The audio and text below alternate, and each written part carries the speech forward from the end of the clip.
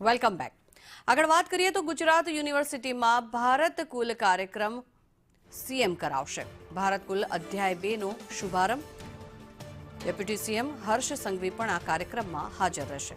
ત્રિદિવસીય કાર્યક્રમમાં ભાવ, રાવ અને તાલનો સમન્વય જોવા મળશે. ગુજરાત ટુરિઝમ, મીડિયા ક્લબ અને યુનિવર્સિટીના ઉપક્રમે આયોજન કરવામાં આવ્યું છે, ત્યારે આ કાર્યક્રમમાં ડેપ્યુટી સીએમ હર્ષ સંઘવી સંબોધન કરશે.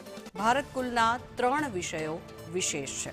મહત્વનું છે કે ડેપ્યુટી સીએમ મીડિયા, રાજકારણ અને જય વીરુની દોસ્તી જેવું છે તે પ્રકારનું નિવેદન ડેપ્યુટી સીએમ દ્વારા આપવામાં આવ્યું છે. સાથે જ તેમણે વડનગરનો પણ ઉલ્લેખ કર્યો. વડનગરમાં સૌથી મોટો મ્યુઝિક વિડીયો તૈયાર થયો છે. કાર્યક્રમમાં મુખ્યમંત્રી ભૂપેન્દ્ર પટેલ પણ સંબોધન.